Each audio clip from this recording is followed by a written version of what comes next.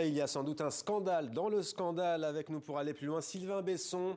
Merci d'être avec nous en direct de Genève en Suisse. Vous êtes journaliste d'investigation à la cellule enquête de Tamedia. Vous avez tweeté ceci lorsque cette affaire a été révélée. Aucun média suisse ne publie la fuite de données bancaires au Crédit Suisse. Pourquoi donc ? Parce que simplement la loi suisse en fait punit les personnes qui révéleraient à d'autres des secrets bancaires. Et en fait, cette loi s'appliquait avant uniquement aux employés de banque ou aux gens qui avaient vraiment connaissance à titre professionnel des secrets des banques. Et aujourd'hui, en fait, c'est un petit peu n'importe qui est visé. Si vous êtes par exemple un journaliste et que vous récupérez les données de Suisse secrets et que vous les transmettez à quelqu'un d'autre, théoriquement, si on lit cette loi, disons littéralement, vous êtes punissable de jusqu'à 3 ans de prison. Et c'est simplement un risque que l'entreprise pour laquelle je travaille, donc Tamedia, n'était pas prête à prendre dans ce cas. Donc c'est le fameux article 47 de la loi bancaire, c'est bien cela ?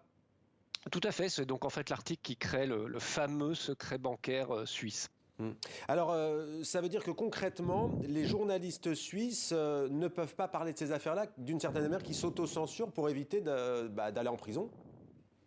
Alors, c'est un peu ça, si on résume. Maintenant, on peut parler des affaires. Le problème, c'est qu'on ne peut pas vraiment avoir les données elles-mêmes qui sont à la base de l'affaire, qui viennent du Crédit Suisse et qu'on n'a pas pu analyser, simplement parce que posséder ces données et surtout les remettre à n'importe qui, ça peut même être au sein d'une rédaction, hein, sans même les publier, théoriquement, vous êtes passible de cette peine allant jusqu'à 3 ans de prison. Alors évidemment, c'est une peine maximale, hein, donc c'est pas forcément ça qui se passerait, mais ce qui se passerait, peut-être, ça peut être simplement qu'un procureur ouvre une enquête, que des poursuites soient diligentées et que les médias et surtout les journalistes doivent affronter des années de procédure pénale avant qu'un tribunal éventuellement statue sur leur cas. La Suisse a construit sa fortune sur cet article 47 et sur cette loi. Ça existe depuis 1934, vous l'avez dit, ça a été élargi en 2014 à d'autres acteurs qu'aux banquiers. Concrètement, comment changer la donne selon vous? Que faire?